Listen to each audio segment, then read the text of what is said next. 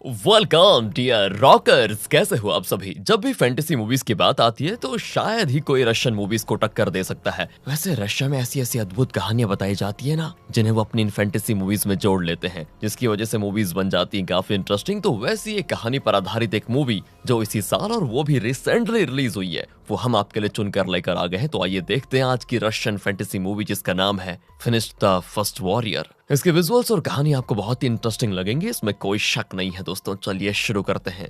तो कहानी की शुरुआत होती है बेलारिस नाम के एक छोटे से गांव में। उसके चारों तरफ घने जंगल हैं। यहाँ वॉइस ओवर में कोई कहता है कि मैं फैल्कन वीर हूँ और ऐसा कोई बड़ा जानवर या राक्षस है ही नहीं जिसे मैं पकड़ नहीं सकता। मेरी तरह कई फैल्कन्स हैं जो बड़े बड़े जानवरों का शिकार करते फिरते हैं, पर हाँ, मुझ जैसा वीर कोई नहीं है, क्योंकि मेरा नाम है।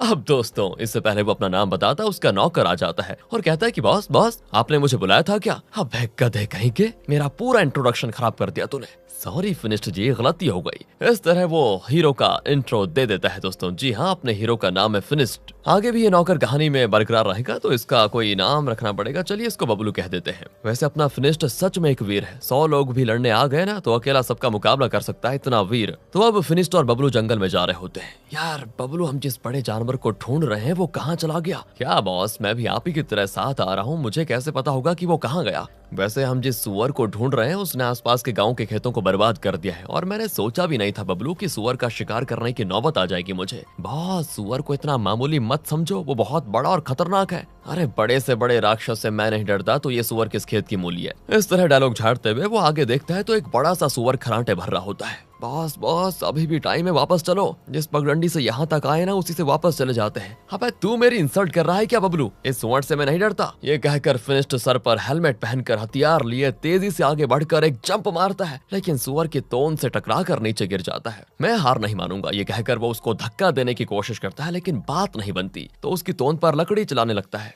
पर सुअर तो हिलने का नाम ही नहीं लेता। यहाँ फिनिश्ड मेहनत कर रहा है, लेकिन बबलू को देखिए मजे से चिकन और रोटी खा रहा है। फिनिश्ड सुअर के बाल पकड़कर उसकी पीठ पर चढ़ जाता है और खूब पीटता है उसको कि सपना देखना छोड़ और उठ जा सुअर कहीं के, लेकिन वो जरा भी नहीं हिलता। बबलू अपने बैग से उसको मारने लग जाता है तो गलती से उसका बैग सुअर की नाक में फंस जाता है। अब उसको निकालने के लिए वो भाला अंदर घुसाता है, पर लगता है सुअर को गुदगुदी हो गई। वो जाग जाता है और जोर से चीखता है और बबलू को नहला देता है पूरा। ये कोई नॉर्मल सुअर नहीं है दोस्तों, चमगादड़ जैसे पंख हैं इसके। अब बबलू रिवर्स गियर में चलने लगता है तो सुअर आगे बढ़ता है। बबलू को बचाने के लिए फिनिश्ड नीचे उतरकर उसकी नाक पकड़ता है। सुअर तो अपना सर हिला देता है और फिनिश्ड तब उड़कर उसकी पीठ पर लैंड हो जाता है। तभी बबलू भी फिनिश्ड के पास रस्सी को फेंक कर कहता है कि बॉस बॉस, अब तो आप ही इसका शिकार कर सकते हैं। और अब सुअर तो डर के मारे उड़ने लग जाता है। उसके पंख पर 2 नाखून होते हैं जिन पर हुक लगाकर फिनिश्ड उसे लॉक कर देता है। कुछ ही दूर पर फिनिश्ड का गांव दिखता है। अब जैसे सुअर गांव के ऊपर उड़ता है ना तो फिनिश्ड उसके पंख पकड़कर खींचता है और सुअर उड़ ही नहीं पाता। वो सीधे फिनिश्ड के गांव में जाकर लैंड कर देता है। पहले तो गांव वाले घबराते हैं, लेकिन सुअर के ऊपर अपने हीरो को बैठा देखकर सभी उसकी जय जयकार करते हैं कि फैल्कन वीर आ गया है। और यहाँ पे मूवी का टाइटल डालकर मूवी आगे बढ़ती है। अब उस सुअर को पकाकर वो गांव वालों के साथ शेयर करता है और खासकर बच्चों को देता है। फिनिश्ड की तरह वहाँ कई डॉल्स होते हैं जिन पर वो अपना ऑटोग्राफ देता है। वैसे यहाँ फिनिश्ड जैसे कई फैल्कन वीर हैं, लेकिन जो फैल्कन सबसे खतरनाक जानवर का शिकार करके लेकर आता है ना, उसी को इज्जत, खाना, रहने की जगह सारी चीजें दी जाती है। फिनिश्ड ये सारी चीजें इसीलिए करता है ताकि लोग उसको सबसे ज्यादा वीर समझें और उसे इस तरह से इज्जत देते रहें। यहाँ से अब सीधे याका नाम की एक जादूगरनी को दिखाते हैं। मार्केट में वो कुछ खरीद रही होती है कि अचानक उसके एक हाथ की चमड़ी सिकुड़ने लगती है,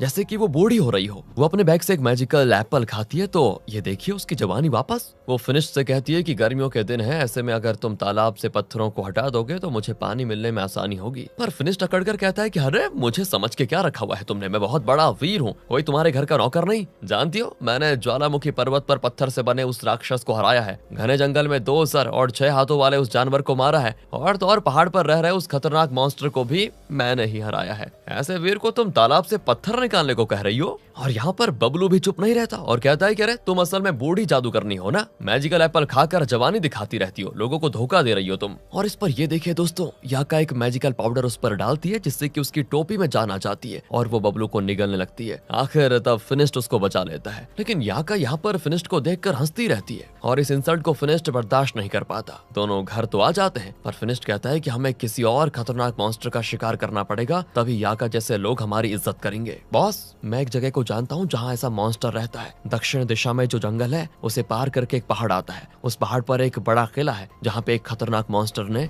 एक लड़की को बंदी बनाकर रखा हुआ है। पहले भी कई फैल्कन्स उस लड़की को बचाने के लिए और अपनी ताकत की मिसाल कायम करने के लिए उस मॉन्स्टर से लड़ने की कोशिश कर चुके हैं, लेकिन जो भी फैल्कन वहाँ जाता है ना, वो जिंदा नहीं लौटता। अबे ये बात तूने पहले क्यों नहीं बताई बबलू? हम तो जरूर जाएंगे और उस मॉन्स्टर का खात्मा करके उस लड़की को छुड़ा लेकर आएंगे, देखना। दोस्तों यहाँ से कट करके कुछ घंटों के बाद दिखाते हैं कि दोनों जंगल पार करके उस पहाड़ के पास पहुंच चुके हैं। वहाँ कुछ फैल्कन्स कैंप फायर लगाकर बैठे होते हैं। फैल्कन्स के बीच हमेशा कंपटीशन चलता रहता है कि कौन सबसे ताकतवर वीर है, इसीलिए वो फिनिस्ट को उतनी ज्यादा इज्जत नहीं देते। पर फिनिस्ट उनसे कहता है कि देखो, मैं भी तुम्हारी तरह उस मॉन्स्टर को जान से मारने के लिए ही आया हूँ। अलग अलग जाने से तो अच्छा होगा कि हम एक टीम बनाकर उस मॉन्स्टर से लड़े और उसको हरा दे। वैसे तुम लोग काफी थके हुए लग रहे हो, ये एनर्जी ड्रिंक पी लो, काफी चुस्ती महसूस करोगे। वो भी ड्रिंक कर लेते हैं क्योंकि फिनिस्ट उनसे कई ज्यादा नाम कमा चुका था और उन्हें विश्वास है कि फिनिस्ट उन्हें धोखा नहीं देगा। फिनिस्ट फिर बबलू को अलग में ले जाकर पूछता है कि ओए सुन, तूने आइटम ठीक से मिला दिया था ना इसमें? अरे बिल्कुल मिला दिया था बॉस। उसे शराब को पीते ही सब के सब सो जाएंगे और खराटे भरने लगेंगे। वेरी गुड चले,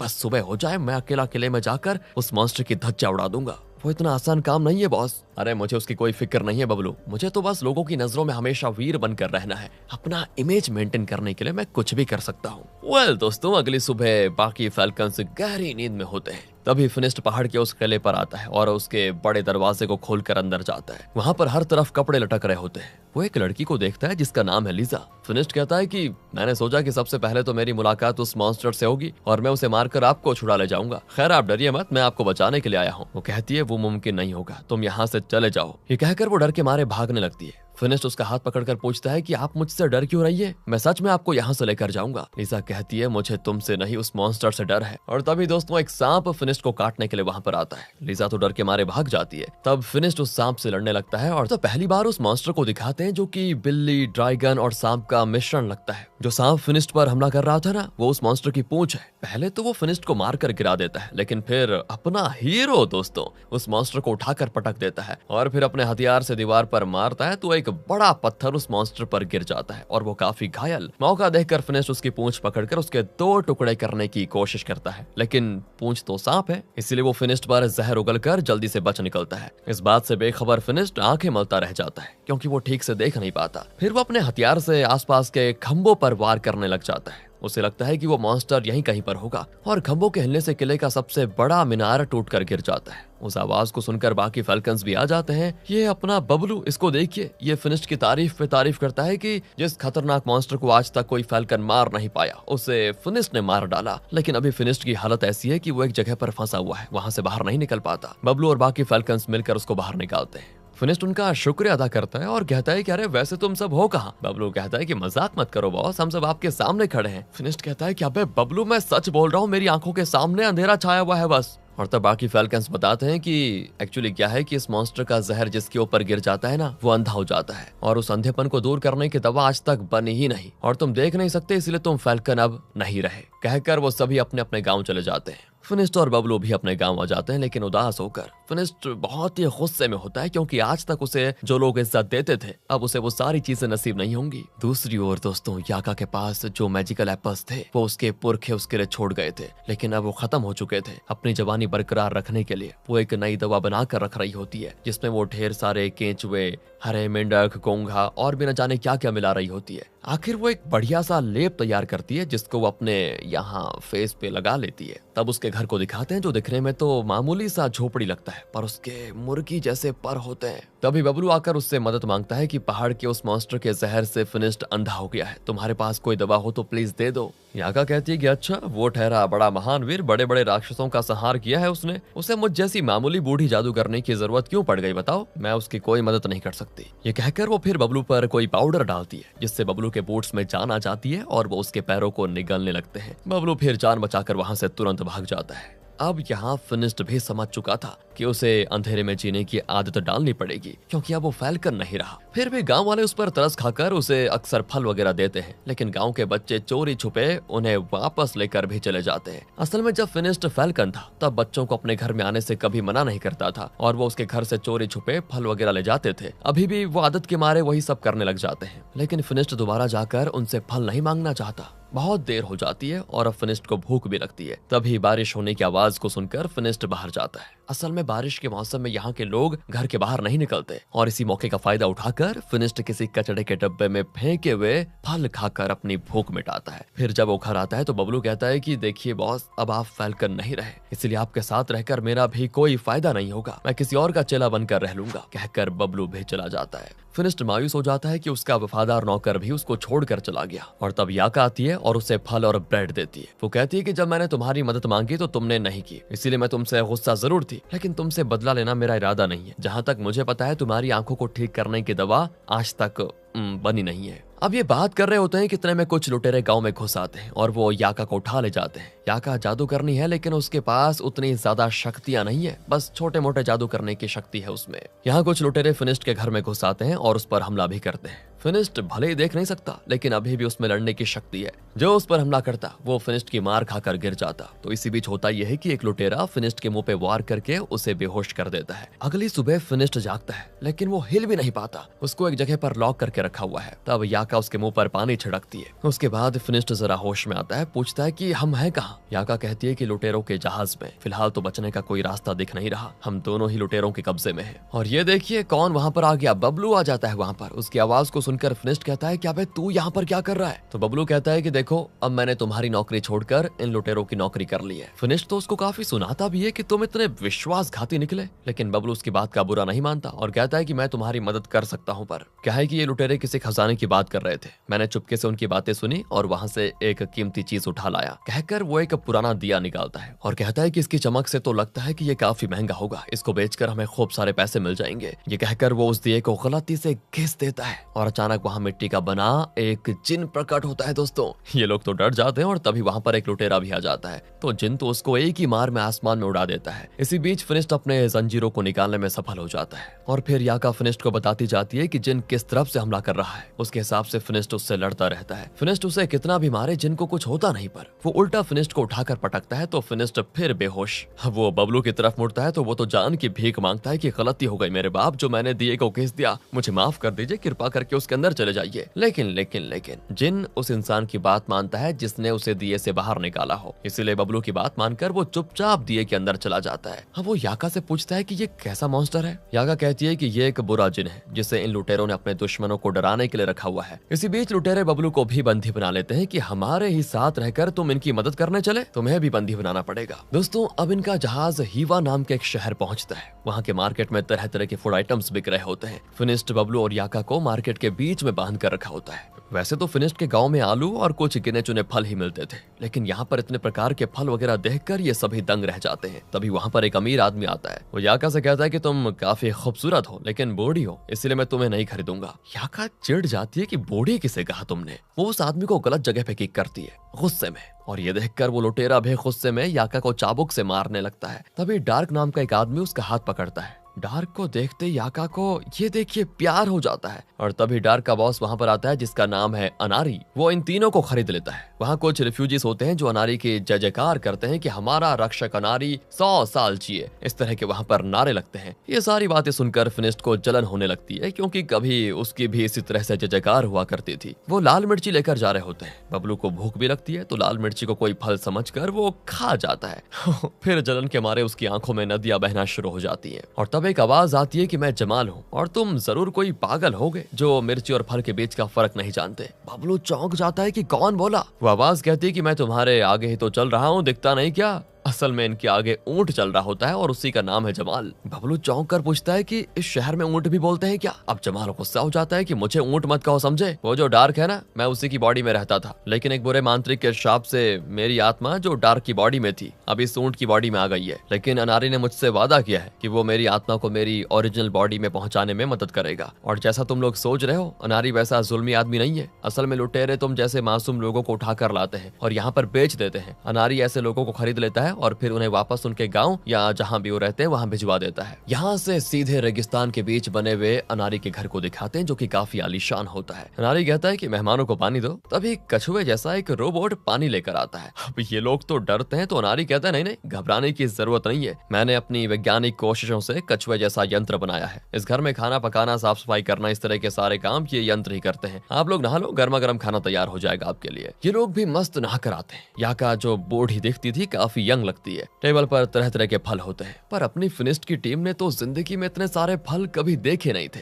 ऊपर से फिनिस्ट कुछ भी देख नहीं सकता, वो टेबल पर रखा नैपकिन उठाकर खाने लग जाता है। तब याका उसको रोकती है। तब अनारी कहता है कि रुकिए, ये सारी चीजें तो मेन डिश के बाद खाने की हैं, मेन डिशेस तो अब आएंगे। कहकर वो ताली बजाता है और कई कछुए डिशेस लेकर हाजिर हो जाते हैं। फिर पेट भर खाना खाने के बाद अनारी इनको एक सीक्रेट कमरे में लेकर जाता है जो दिखने में एक लैब लगता है। वहाँ एक कंटेनर में गोल्ड लिक्विड होता है। वो बताता है कि इसमें ऐसी शक्ति है कि इंसान हमेशा जवान बना रहे, लेकिन अभी तक मैंने इसको ठीक से किसी पर टेस्ट नहीं किया, इसीलिए इसका इस्तेमाल नहीं कर सकता। फिर वो फिनिस्ट के सर पर एक डिवाइस फिक्स करता है जिस पर ग्लास होता है, उसके जरिए फिनिस्ट साफ साफ देख सकता है। वो बड़ी एक्साइटमेंट में कहता है कि बबलू, याका, मैं तुम्हें देख पा रहा हूँ। तब फिनिस्ट अनारी से लिपट जाता है कि अरे आपने मेरी जो मदद की है उसको मैं जन्म जन्मांतर तक नहीं भूल पाऊंगा। उसके बाद अनारी उन्हें वो जादुई दिया दिखाता है जिसके अंदर से जिन निकला था। बबलू तो डर जाता है कि प्लीज इसको गलती से भी घिसना मत, बड़ा खतरनाक मॉन्स्टर निकलता है इसके अंदर से। लेकिन अनारी उसकी बात नहीं मानता और उस दिए को जरा घिस देता है। उसमें से निकलता है जिन। असल में ये मॉन्स्टर जिन मंत्र शक्ति से बनाया गया था, पर अनारी के पास एक ऐसा यंत्र है जिससे कि उसकी मंत्र शक्ति को अलग किया जा सकता है। उसकी मदद से वो उस शक्ति को मॉन्स्टर से अलग कर देता है और इस तरह से उस मॉन्स्टर का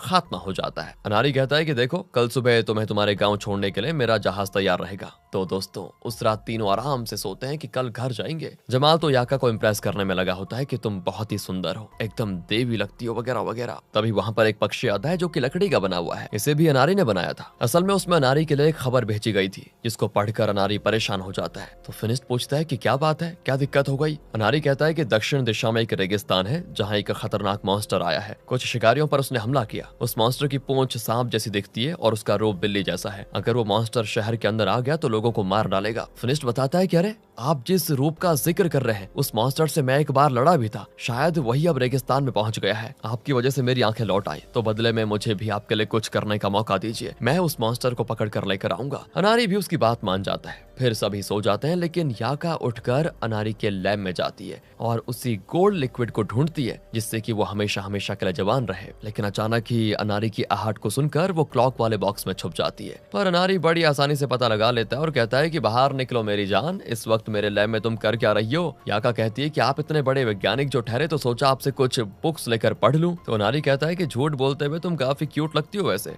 अब अगले दिन अनारी एक बड़ी मशीन लाकर रखता है। वो टार्क के साथ मिलकर उसके एक लीवर को घुमाने लग जाता है और बताता है कि ये मेरा नया आविष्कार है, ये एक फ्लाइंग मशीन है। कहकर वो कुछ बीज ऊपर उछालता है जो कि स्पिन करते हुए आराम से जमीन पर लैंड करते हैं। वो कहता है कि इसी कॉन्सेप्ट के आधार पर मैंने ये मशीन बनाई है। तब वो फिनिस्ट से कहता है कि तुम एक फैल्कन हो, राइट? मैंने तुम्हारा कवच और हथियार यहाँ मंगवा लिया है। और अपना हथियार पाकर फिनिस्ट बहुत ही खुश होता है। अनारी कहता है कि ऊपर एक बटन है, उसको दबाओ। और जब फिनिस्ट उसको दबाता है तो उसके आगे का हिस्सा जो कि चेन से बंधा हुआ लोहे का गोला होता है वो तेजी से निकलकर दीवार तोड़ देता है। और जब वो उसी बटन को दोबारा दबाता है तो वो गोला फिर से उसके हथियार के साथ कनेक्ट हो जाता है। और अब फाइनली उस मॉन्स्टर को पकड़ने के लिए फिनिस्ट निकल रहा होता है। बबलू और याका भी उसके साथ आना चाहते हैं। तो फिनिस्ट पूछता है कि तुम दोनों को आने की क्या जरूरत है। बबलू कहता है कि अगर मैं तुम्हारी मदद करूंगा तो अनारी ने मुझे ढेर सारे पैसे देने का वादा किया है। और याका, तुम क्यों आना चाहती हो? अगर उस मॉन्स्टर को पकड़ने में मैंने तुम्हारी मदद की तो अनारी मुझे वो गोल्ड लिक्विड देगा जिससे कि मैं हमेशा हमेशा के लिए जवान रहूंगी। और अब इनकी मदद करने के लिए जमाल और डार्क भी उस मशीन में बैठ जाते हैं और मस्त उड़ान भरकर रेगिस्तान में लैंड करते हैं जहां पर वो खतरनाक मॉन्स्टर रहता है। वहां उन शिकारियों का टेंट होता है और वहां अभी तक आग भी जल रही होती है, पर लगता है वहां पर काफी तोड़फोड़ मची हुई है। मतलब कि वो मॉन्स्टर कहीं आसपास ही होगा। ये सोचकर ये लोग उसके पैरों के निशान को फॉलो करते हैं। अब वहां पर एक गुफा होती है। ये लोग एक बॉक्स लेकर आए थे जिसका बटन दबाते ही वो एक बड़ा पिंजरा बन जाता है। अनारी ने ये भी बताया था कि इसका लीवर खींचने पर ये खुद उस मॉन्स्टर को अपने अंदर लॉक कर लेगा। फिर बाकियों को बाहर छोड़कर फिनिस्ट अकेले गुफा में जाता है।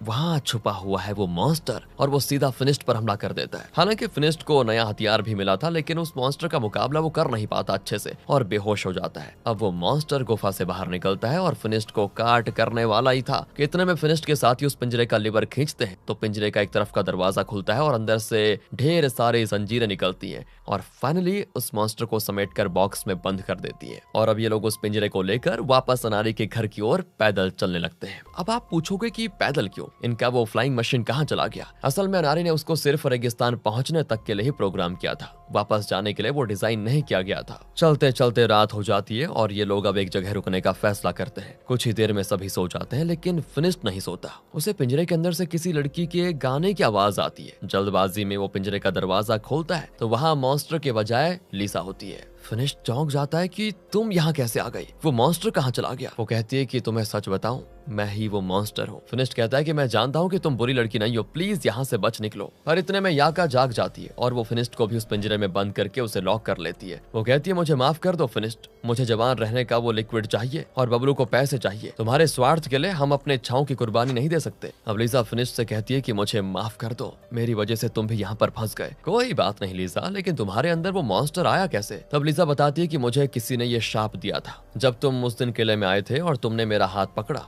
तो अगले ही पल मेरा शरीर एक मॉन्स्टर का रूप लेने लग गया, इसलिए मुझसे दूर रहना ही तुम्हारे लिए अच्छा होगा। फिनिस्ट उसको दिलासा देता है कि देखो, तुम्हें इस शाप से मुक्त कराने का कोई ना कोई रास्ता जरूर होगा। मुझे उम्मीद है कि अनारी हमारी मदद जरूर करेगा। बातों ही बातों में लगता है कि इनको एक दूसरे से प्यार भी हो गया दोस्तों, लेकिन वो इजहार नहीं करते। अनारी के घर के दो नौकर एक बुजुर्ग को लेकर आए होते हैं जिसके पास एक बिल्ली है। उसकी पूंछ चमक रही होती है?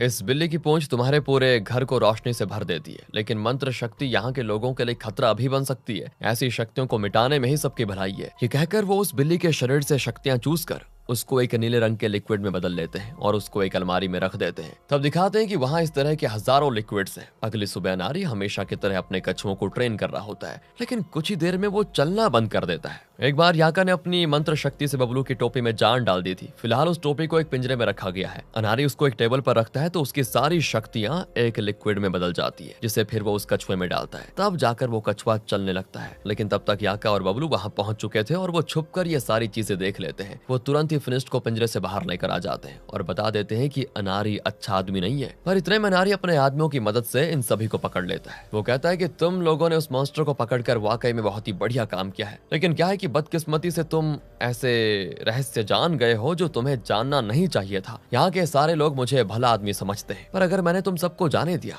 तो तुम लोगों को बता दोगे कि मैं कितना बुरा आदमी हूँ, इसीलिए तुम्हारा खात्मा करने के अलावा मेरे पास कोई ऑप्शन नहीं बचता। कहकर वो अपने लोहे के कछुओं को हुक्म देता है तो उनके सर अलग निकल आते हैं, जो कि एक चेन से उनकी बॉडी के साथ कनेक्ट हुए हैं। वो फिनिस्ट, याका और लिजा को जंजीरों से लटका देते हैं। पर बबलू को अनारी ने बख्श दिया था क्योंकि पैसों के लालच में बबलू अनारी के साथ मिल गया था। असल में फिनिस्ट के गांव में जो लुटेरे आए थे वो असल में अनारी के ही आदमी थे। अनारी जान गया था कि पहाड़ पर उस खतरनाक मॉन्स्टर से मुकाबला करके अगर कोई जिंदा लौटा तो वो सिर्फ फिनिस्ट था और याका को छोटे मोटे मंत्र आते हैं। इसी वजह से अनारी ने यह सारा प्लान बनाया और उसके आदमी फिनिस्ट और याका को उठाकर लेकर आ गए थे। अनारी की हरकतें देखकर जमाल को गुस्सा आ जाता है और वो डार्क से कहता है कि तुम फिनिस्ट और उसके साथियों की मदद करो, पर डार्क कहता है कि मैं तो हमेशा अनारी का ही वफादार रहूंगा। जमाल गुस्से में उसके मुंह पे थूक देता है। डार्क चिढ़कर फिर अपने चाकू से जमाल को काटने जाता है तो पता चलता है कि जमाल असली ऊंट नहीं बल्कि वो अनारी का बनाया हुआ एक यंत्र है। अनारी अब अपने यंत्र की मदद से याका के शरीर से शक्तियों को चूसने लगता है। इसी बीच फिनिस्ट धीरे धीरे लिजा के पास पहुंच जाता है और उसके हाथ पकड़ लेता है। वो जानता है कि जब भी कोई लिजा का हाथ छूता है तो उसके अंदर का मॉन्स्टर बाहर आ जाता है और वैसा ही होता है। वो जंजीरें तोड़कर वहां पर खड़े अनारी के सभी आदमियों को मार गिराता है और फिनिस्ट पर भी हमला करने की कोशिश करता है,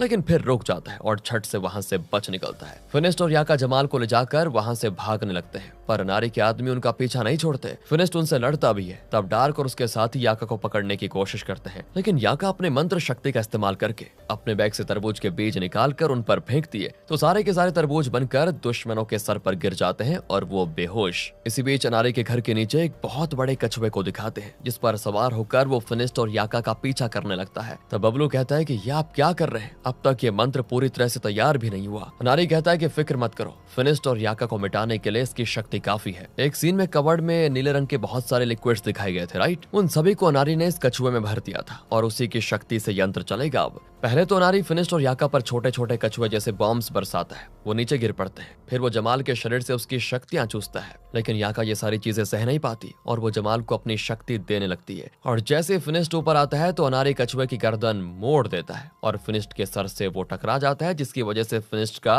चश्मा नीचे गिर जाता है। यहाँ याका के शरीर की शक्ति भी चूस ली जाती है। तो बबलू डरता है कि कहीं याका मर ना जाए। वो झट से अंदर घुसकर एक लीवर को खींच देता है। अनारी गुस्सा हो जाता है उसको देखकर कि मेरे साथ गद्दारी की तूने। गुस्से में वो दरवाजा खोलकर याका को नीचे धकेल देता है। अब याका के शरीर से सारी शक्ति जा चुकी है और वो बूढ़ी औरत बन जाती है। और तब लीजा, जिसने मॉन्स्टर का रूप ले लिया था, वो वहां पर आती है। अचानक उसे अपने मुंह के सामने देखकर अनारी झटका खा जाता है और गलती से लीवर को पीछे की तरफ खींच देता है। मौका देखकर फिनिस्ट एक रस्सी से उस बड़े कछुए को उलट देता है और आज तक अनारी ने जितना लिक्विड जमा करके रखा था वो सब पानी की तरह बह जाता है। वो कहता है कि इस बार मैं हार गया हूँ, लेकिन जल्द ही वापस आऊंगा। और तब उसके पंख निकल आते हैं और वो उड़ने वाला होता है, लेकिन किसी तकनीकी खराबी की वजह से वो उड़ नहीं पाता और ब्लू लिक्विड में ही गिर पड़ता है, मतलब उसमें डूब कर मर जाता है। और फिनिस्ट इसी बीच बेहोश हो जाता है। लिसा बहुत रोती है कि मुझे बचाने की कोशिश करने वाला ये इकलौता आदमी था और ये भी मर गया। उसके आंसू की एक बूंद फिनिस्ट के गाल पर गिरती है तो वो झट से आंख खोलता है। अब उसे सब कुछ पहले जैसा साफ साफ दिखाई देने लग जाता है। लगता है लिसा के आंसू ही उसकी आंखों को ठीक करने की दवा थी। और इस तरह टूटे हुए बड़े कछुए में ही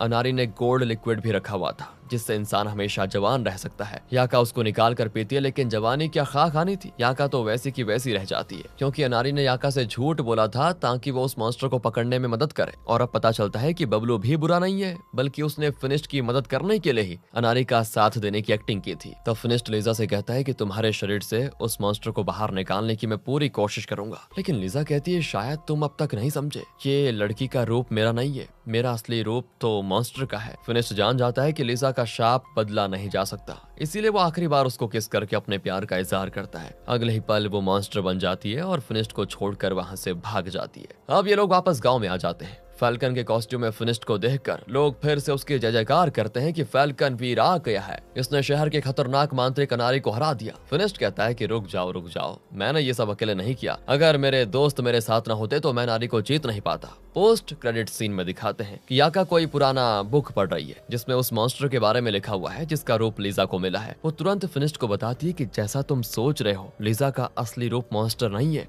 वो एक लड़की है, पर कुछ बुरे मांत्रिकों ने उसको मॉन्स्टर बना दिया और उसे झूठ बोल के रखा हुआ है कि मॉन्स्टर का रूप ही तुम्हारा असली रूप है। जब उसे इस बात का एहसास हो जाएगा तो वो मॉन्स्टर नहीं बनेगी। ये सुनकर फिनिस्ट खुशी से नाचने लगता है और इसी के साथ ये मूवी खत्म हो जाती है। लगता है दोस्तों इसका सेकंड पार्ट भी बनेगा, अगर बना तो उसको भी हम आपके लिए एक्सप्लेन करेंगे। और अगर आपको ये वीडियो अच्छी लगी हो, स्टोरी अच्छी लगी हो, एक्सप्लेनेशन अच्छा लगा हो तो लाइक कीजिए, चैनल को सब्सक्राइब करें। मिलते हैं आपसे अगली वीडियो में। ध्यान रखिएगा अपना, क्योंकि बहुत जरूरी है। And finally thanks for watching.